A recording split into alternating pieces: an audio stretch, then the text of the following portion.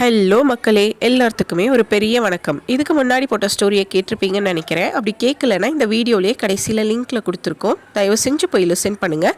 இப்போ நம்ம கேட்க போகிறதும் இட்டாலியன் ஸ்டோரிஸ் தான். இது ஒரு மந்திரம் சம்மந்தப்பட்ட கதை, ஒரு சின்ன பையனை பற்றின கதை.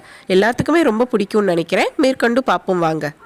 ஒரு ஊரில் ஒரு அம்மாவும் ஒரு பையனும் வாழ்ந்து வந்துட்டு இருந்தாங்க. அந்த பையனோட அப்பா சின்ன வயசுலேயே தவறிட்டாரு. அவங்க அம்மா தான் அவனை நல்லா வளர்க்கணும்னு ஆசைப்பட்டாங்க. அவனுக்கு கடவுள் நம்பிக்கை அதிகமாக இருக்கணும் அப்படிங்கிறதுக்காக ஒரு துறவிக்கிட்ட கொண்டுட்டு போய் சின்ன வயசுலேயே விட்டுட்டாங்க. ஆனால் அவனுக்கு அது மேலே சுத்தமாக ஈடுபாடே இல்லை.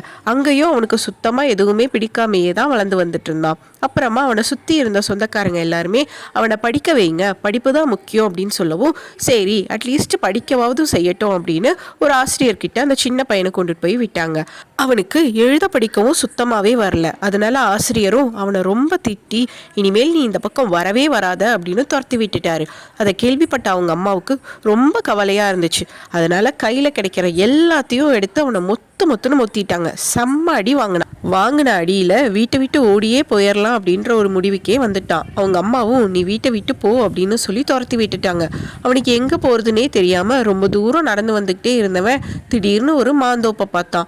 மாந்தோப்பை பார்த்ததுமே ரொம்ப பசி எடுக்க ஆரம்பிச்சிருச்சு. சரின்னு மரத்தில் ஏறி ஒரு பழத்தை பிச்சு சாப்பிட்டுக்கிட்டு இருந்தான். அப்போ அந்த தோப்போட ஓனர் யார் அது, இது ஏதோ ஒரு பையன் இருக்கிற மாதிரி சத்தம் கேட்குதே அப்படின்னு சொல்லிட்டு மேலே பார்த்தா, மேலே அந்த குட்டி பையன் மாம்பழத்தை எல்லாத்தையும் பறிச்சு சாப்பிட்டுட்டு இருந்தான். அதை பார்த்து, யார் பணி இங்கே என்ன பண்ணிட்டு இருக்க அப்படின்னு கேட்டாரு. அந்த ஓனரை பார்த்ததுமே அந்த பையன் கீழே இறங்கி ஐயா, எங்கள் அம்மா என்னைய துரத்தி விட்டுட்டாங்க வீட்டை விட்டு. எனக்கு எங்கே போகிறதுனே தெரியல. ரொம்ப பசி எடுத்துச்சு. அதான் இந்த மரத்தில் ஏறி பழத்தை பிரித்து சாப்பிட்டுட்டு இருந்தேன். என்னை மன்னிச்சிருங்க அப்படின்னு சொல்லி அந்த பையன் சொல்லவும், சரிப்பா நீ என் கூடயே வா, என் கூட இரு அப்படின்னு சொல்லிட்டு அந்த ஓனரும் அந்த பையனை அவங்க வீட்டுக்கு கூட்டிகிட்டு போயிட்டாரு. தினமும் அவர் வேலைக்கு போகும்போதெல்லாம் அவனும் கூடவே போக ஆரம்பித்தான். இப்படியே 2 வருஷம் ஓடிருச்சு. அவனுக்கு திடீர்னு அவங்க அம்மா ஞாபகம் ரொம்ப ஃபீல் பண்ண ஆரம்பிச்சிட்டான்.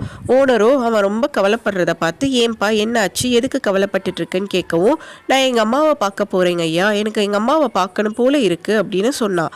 அப்படியா, சரி நீ உங்கள் அம்மா கூட சந்தோஷமாக இருக்கிறதுக்காக நான் உனக்கு ஒரு பரிசை தரேன். அந்த பரிசை பத்திரமா பார்த்துக்க வேண்டியது உன்னோட பொறுப்பு. அது மட்டும் இல்லாமல் அந்த பரிசை நீ யூஸ் பண்ணவே கூடாது உன் வீட்டுக்கு போகிற வரைக்கும் அப்படின்ற ஒரு 2 கண்டிஷனை கொடுத்தாரு.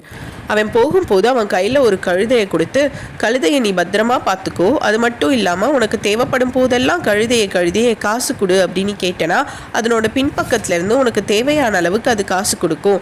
அதையும் வச்சு உங்கள் அம்மா கூட சந்தோஷமாக இரு அப்படின்னு வழி அனுப்பிச்சு வச்சாரு.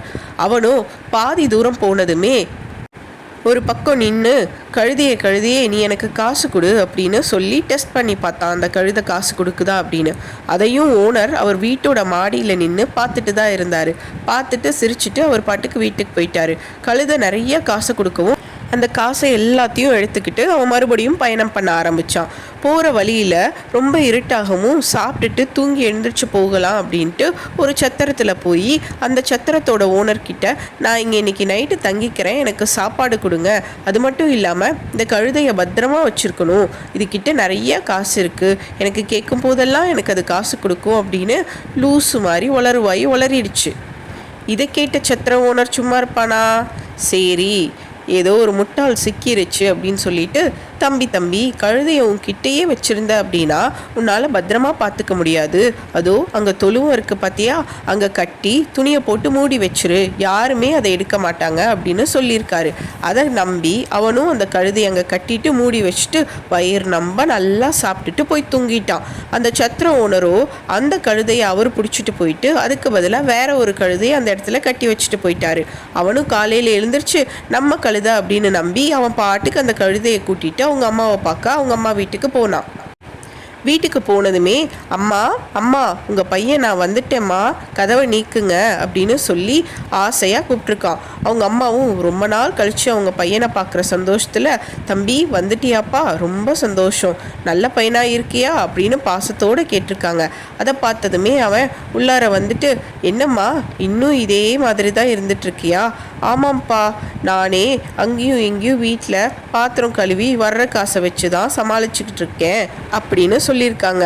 அதை கேட்டதுமே, ஏம்மா இன்னும் இவ்வளோ கஷ்டப்பட்டுட்ருக்கீங்க, இங்கே பாருங்க, நான் கழுதையை கூட்டிகிட்டு வந்திருக்கேன், இந்த கழுதை நம்மளைய பெரிய பணக்காரனாக்க போகுது அப்படின்னு சொல்லி ரொம்ப சந்தோஷப்பட்டிருக்கான்.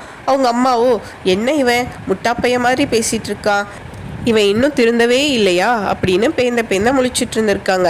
கழுதையை வீட்டில் நடுவில் கூட்டிகிட்டு வந்துட்டு ஒரு பெட்ஷீட்டை விரித்து, கழுதையே எனக்கு காசு கொடு அப்படின்னு சொல்லியிருக்கான். காசே கொடுக்காத கழுதையை போட்டு அடின்னு அடித்து கடைசியில் அது என்ன கொடுக்கும், அதனோட சாணத்தை தானே கொடுக்கும். வீடு ஃபுல்லாக நாறிடுச்சு. அவங்க அம்மாவுக்கு செம்மையாக கோவம் வரவும் செம்மத்தையாக அடி போட்டிருக்காங்க. மறுபடியும் ஓனர்கிட்டே ஓடி வந்துட்டான். நடந்தது எல்லாத்தையும் ஓனர்கிட்ட சொல்லவும், ஓனர் சரி நீ என் கூடயே இரு அப்படின்னு சொல்லிட்டு கூடவே வச்சுருந்துருக்காரு. அதுக்கப்புறமா மறுபடியும் அவனுக்கு அவங்க அம்மா ஞாபகம் வந்துருச்சு. சரி, நீ போய் உங்கள் அம்மாவை பார்த்துட்டு வா, இந்த தடவை உனக்கு நான் ஒரு பரிசை கொடுக்குறேன், அதை பத்திரமா வச்சுக்கோ அப்படின்னு சொல்லிட்டு ஒரு ஜமக்காலத்தை கொடுத்துருக்காரு. அந்த ஜமக்காலம் உனக்கு தேவையான அளவுக்கு சாப்பாடை கொடுக்கும், அதனால் அதை விரித்து, ஜமக்காலமே எனக்கு சாப்பாடு கொடு அப்படின்னு சொன்னேன்னா விதவிதமான விருந்தை உனக்கு பரிமாறும், அதை வச்சு நீயும் உங்கள் அம்மாவும் சந்தோஷமாக இருங்க அப்படின்னு ஓனர் சொல்லியிருக்காரு. ஆஸ் யூஷுவல் அவன் கிளம்புனா மறுபடியும் தெருவில் அதை டெஸ்ட் பண்ணி பார்த்தா அதை ஓனரும் செக் பண்ணுறாரு. மறுபடியும் சிரிச்சுட்டு அவர் போயிட்டாரு. அதே சத்திரத்தில் திரும்ப போய் தங்கவும் செஞ்சார் அந்த பையன். இந்த தடவை அதே மாதிரி முட்டாள்தனமாக அந்த சத்திரம் ஓனர்கிட்ட போய், என்னோட ஜமக்காலத்தை பத்திரமா வச்சுருக்கணும், ஏதாவது பெட்டி இருந்தால் கொடுங்க, அதில் நான் பூட்டி வச்சுக்கிறேன் அப்படின்னு சொல்லியிருக்கான். அந்த சத்திரம் ஓனரும், அடிச்சுட்டா நம்மளுக்கு லக்கு, பெட்டியை தூக்கிட வேண்டியதான் அப்படின்ட்டு ஒரு பெட்டியை கொண்டுட்டு கொடுத்துருக்கான். இவனும் முட்டாள்தனமாக ஆஸ் யூஷுவல் சாப்பிட்டு நல்லா தூங்கியிருக்கான். தூங்கினதுமே ஓனர் அந்த பெட்டியை எடுத்துகிட்டு போய் வச்சுட்டு அதே மாதிரி ஜமக்காலத்தை ஒரு பெட்டிக்குள்ளே வச்சு கொண்டுட்டு அவன் பக்கத்துலேயே வச்சுட்டு போயிட்டாரு. அவன் வீட்டுக்கு போய் அவங்க அம்மா கிட்ட, அம்மா நான் வந்துட்டேன் உங்களை பார்க்கறதுக்கு, போன தடவை மாதிரி இந்த தடவை தப்பு நடக்காது, கதவை நீக்குங்கம்மா அப்படின்னு கெஞ்சிருக்கான். அவங்க அம்மாவும் பையன் பாசமாக கூப்பிட்றானேன்னு நீக்கிட்டு, வா தங்கம் சாப்பிடு அப்படின்னு இருக்காங்க. என்னம்மா நீ பழைய சோறை சாப்பிட்டுட்டு இருக்க, இரு உனக்கு பெரிய விருந்தே வைக்கிறேன் அப்படின்னு சொல்லிட்டு ஜமக்காலத்தை எடுத்து விரித்து, ஜமக்காலமே எனக்கு பெரிய விருந்து ரெடி பண்ணு அப்படின்னு சொல்லியிருக்கான். ஆனால் ஜமக்காலத்தில் ஒன்றும் வராததை பார்த்துட்டு, ஐயோ இப்படி ஆயிடுச்சு அப்படின்னு பைத்தியம் மாதிரி குதிக்க ஆரம்பிச்சிருக்கான். அவங்க அம்மா அதை பார்த்து மறுபடியும் ரொம்ப டென்ஷன் ஆகி அவனை போட்டு அடிச்சிருக்காங்க. அவன் வலி தாங்க முடியாமல் மறுபடியும் ஆஸ் யூஷுவல் ஓனர்கிட்டயே வந்திருக்கான். ஓனர்கிட்ட நடந்ததெல்லாம் சொல்லவும், சரி நீ இங்கே இரு அப்படின்னு சொல்லி ஓனர் சொல்லியிருக்காரு. மறுபடியும் அவங்க அம்மா ஞாபகம் வந்திருக்கு. மறுபடியும் ஓனர் அவனுக்கு ஒரு பெரிய பரிசை கொடுத்தாரு. அந்த பரிசு இந்த தடவை ஒரு பெரிய குச்சி. இந்த குச்சியை நீ பத்திரமா வச்சுக்கோ, நீ அந்த குச்சிக்கிட்ட எனக்கு தேவையானதை கொடு அப்படின்னு கேட்டனா உனக்கு தேவையானதை நிறையாவே கொடுக்கும் அப்படின்னு சொல்லி ஓனர் சிரிச்சிருக்காரு. அவனும் ஆஸ் யூஷுவல் வீட்டை விட்டு போனதுமே அந்த தெருமுனையிலேயே நின்று அந்த குச்சிக்கிட்ட எனக்கு தேவையானதை கொடு அப்படின்னு கேட்கவும் அந்த குச்சி அவனை செம்மத்தையாக அடி கொடுத்துருக்கு. ஐயோ முடியலையேன்னு கத்திக்கிட்டே அவன் அந்த குச்சிக்கிட்ட போதும் நிறுத்து அப்படின்னு சொல்லிட்டு அந்த குச்சியை மறுபடியும் கையில் எடுத்துக்கிட்டே ஓடியிருக்கான். அதை பார்த்த ஓனருக்கு செம்ம சிரிப்பு, விழுந்து சிரிச்சிட்டு இருந்தாரு. இன்னும் அவனுக்கு நிறையா கிடைக்கணும், நிறையா அடி குச்சி அப்படின்னு சொல்லி அங்கேருந்தே அவர் சொல்லியிருக்காரு. குச்சியும் அவனுக்கு நிறையா அடி கொடுக்க ஆரம்பிச்சிருச்சு. மறுபடியும் ஐயோ நிறுத்து, முடியலன்னு கெஞ்சி, இனிமேல் நான் அவன்கிட்ட எதுவுமே கேட்க மாட்டேன் அப்படின்னு சொல்லவும் அந்த குச்சி நிறுத்திருச்சு. மறுபடியும் அதே சத்திரத்துக்கு போய் அவன் தங்கியிருக்கான். இப்போது அந்த குச்சியை பத்திரமா வச்சுக்கணும்னு ஓனர்கிட்ட சொல்லவும் அந்த ஓனர் புரிஞ்சுக்கிட்டு அவனை தூங்க வச்சு அந்த குச்சியை எடுத்திருக்காரு. அப்போ முழிச்சு அந்த பையன் குச்சியே அவனுக்கு நல்லா செமத்தையாக கொடு அப்படின்னு சொல்லியிருக்கான். குச்சி நல்லா அடி கொடுக்கவும், ஐயோ முடியல என்னை விட்டுருப்பா அப்படின்னு கெஞ்சிருக்கான் அந்த ஓனர்.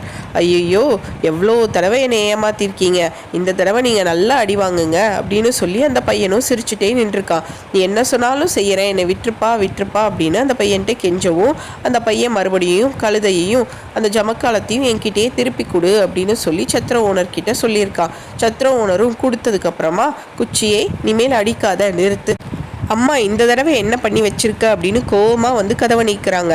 பார்த்தா கையில் கழுத, ஜமக்காலம், குச்சி எல்லாத்தோடையும் வீட்டுக்குள்ளே நிற்கிறான். அம்மா பார்த்து இதெல்லாம் என்ன அப்படின்னு கேட்டாங்க. இந்த தடவை தாம்மா சரியான என்னோட பொக்கிஷத்தை எல்லாம் உங்ககிட்ட கொண்டுட்டு சேர்த்திருக்கேன், இனிமேல் நம்ம 2 பேரும் சந்தோஷமாக வாழலாம் அப்படின்னு அந்த பையன் சிரிச்சுட்டே அவங்க அம்மா கிட்ட சொல்லியிருக்கான். அவன் பேச்சை கேட்டதுமே அவங்க அம்மாவுக்கும் புரிஞ்சுக்கிட்டு, சரி கண்ணா வா அப்படின்னு சொல்லி 2 பேருமே சந்தோஷமாக வாழ ஆரம்பிச்சிட்டாங்க.